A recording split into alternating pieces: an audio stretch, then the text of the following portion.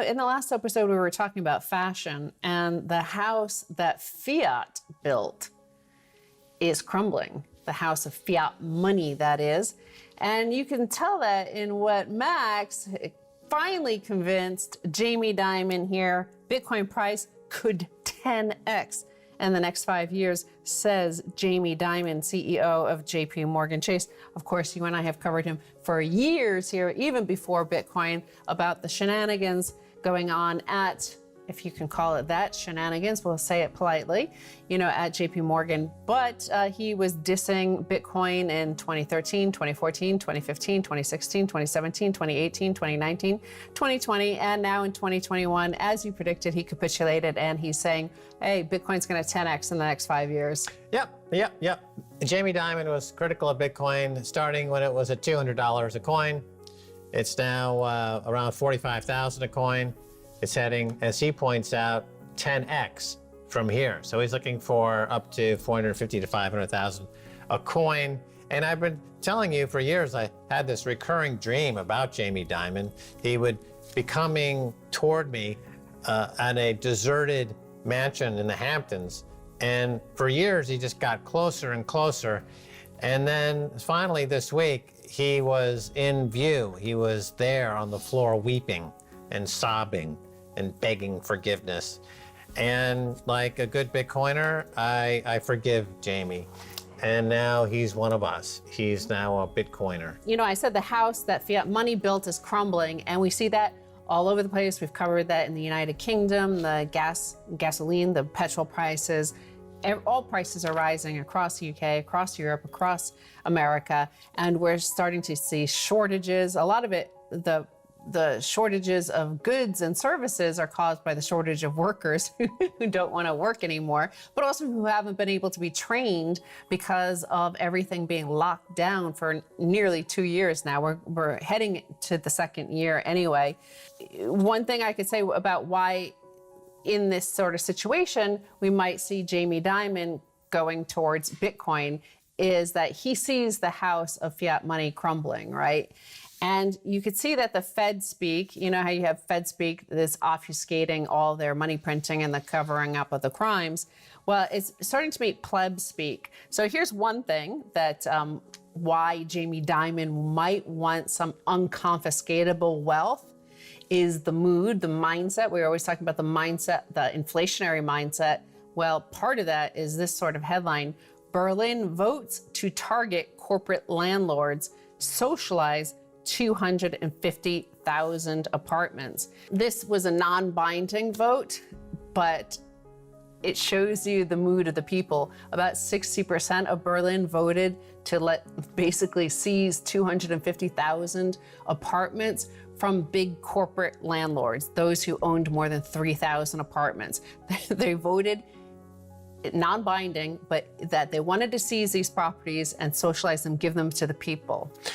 Right, as you mentioned, Bitcoin is unconfiscatable.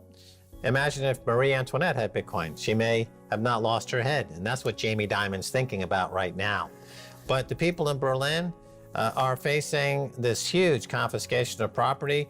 Property can be confiscated. Gold can be confiscated. Silver can be confiscated. All the money at your bank can be confiscated. All these things have been, are, and will be confiscated. There's only one asset guaranteed to increase purchasing power over time that's unconfiscatable, and that's Bitcoin.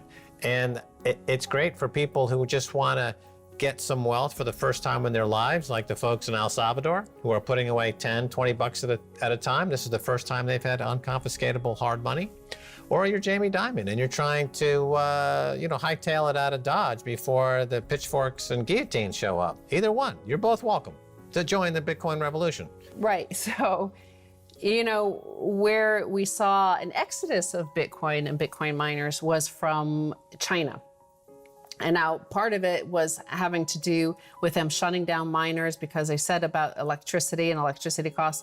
Well, here's a headline which does not bode well for the money printers in the West, because part of what we've been doing, and we've been living off of debt, derivatives, piled on top of that debt, piled on top of our fiat currency rails, and more Fed speak, more and more Fed printing. Now the Treasury is printing, the government is printing.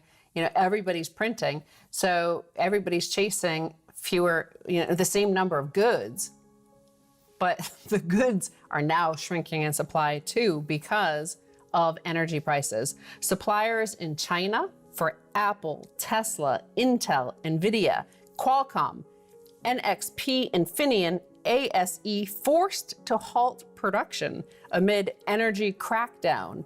The everything shortage keeps promising to keep getting worse. Amid China's many crackdowns is a crackdown on energy consumption, motivated by a slew of reasons, including, most pressingly, spiking prices for coal and natural gas, particularly liquefied natural gas. China is the second largest importer of LNG behind Japan.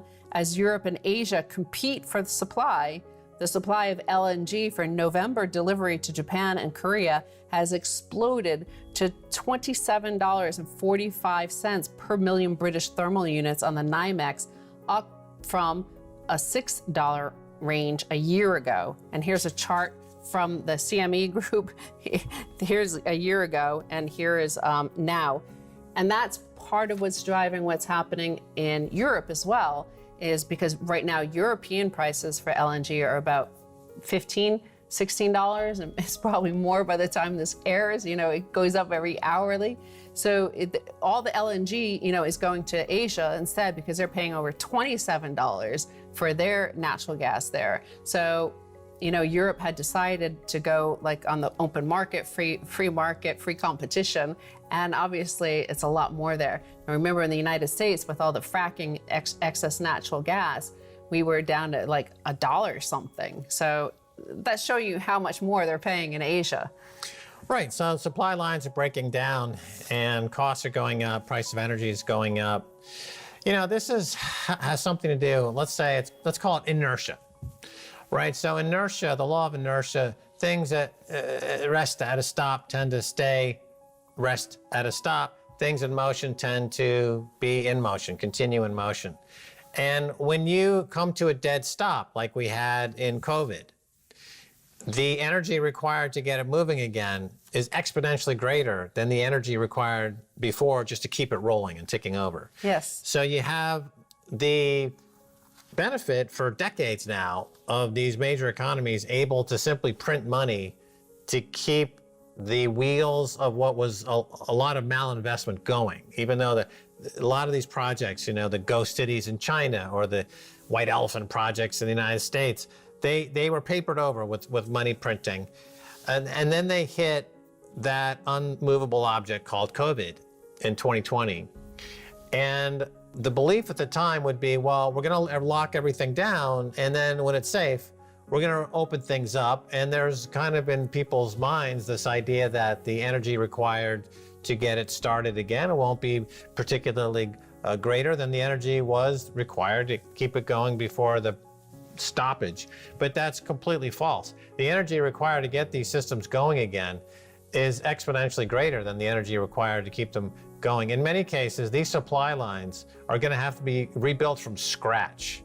Absolutely. I mean, look at the airline industry to get, or to look at the trucking industry as it relates to energy. It takes 6 months to train somebody to drive one of those trucks. So if you lose all those drivers for various reasons due to money printing, you can't simply turn the switch and get drivers back on. You have a 6-month window that you absolutely have to respect. That's going to cause problems. Just like you can't make 12-year-old scotch in anything less than 12 years. That's one of the facts. That's a truism in the 12-year scotch business. If you have drivers that require 6 months of training before they can drive a gas rig, you can't.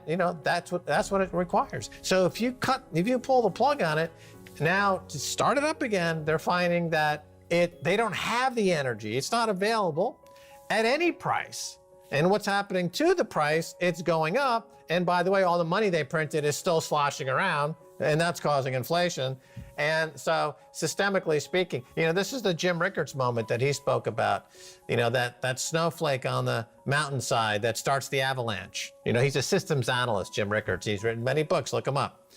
And I think this is the avalanche. This could be the avalanche, and it is the house of that fiat money built is crumbling. And it's interesting that if you look at it, the globalized economy built on top of geopolitics. Now, geopolitics is based around mutually assured destruction. That's how it keeps it a consensus model on the politics stage. It is like not of mutual cooperation, but mutual destruction. We will kill each other. On top of this, that geopolitics, you built this economy that we didn't even realize was mutually assured destruction happening, that one piece goes and the whole thing falls apart. I mean, it's kind of tied to what Warren Buffett said about the weapons of mass financial destruction that are, is the spaghetti tying all of this globalized system together. And now we're seeing that because of COVID and the supply chain disruptions and the disruptions to the education system, not only for children and young people, but also for universities and for the sort of schools and training programs that teach the plumbers, the people who maintain the electric grid, or the people who maintain the supply grid, the logistics grid. If those new people aren't coming online because they haven't been trained for the last year and a half, we're nearing 2 years now, what are you going to do? Some people say, let's go to India, right? Well, India's massive fleet of coal plants are running dangerously low on stockpiles, which may force the nation to buy expensive shipments of the fuel or else risk blackouts. They may have to buy expensive shipments of the fuel. As we just covered, China is also out there trying to find expensive shipments, and Japan. So everybody's racing to get some of these, there's panic buying on the nation state level. And the next panic buying will be of Bitcoin. Right. Well, the incentives in the traditional economy are not well organized because economics is a social science and not a hard science like physics or chemistry. But Bitcoin is the hard science of money. It is the first time you have algorithmic, mathematically pristine and perfect money. That's the first time in history. And that's why all of this cash sloshing around the system, and there's hundreds of trillions of dollars, it's going to all find its way into Bitcoin. And that's how you get to well over $10 million of Bitcoin.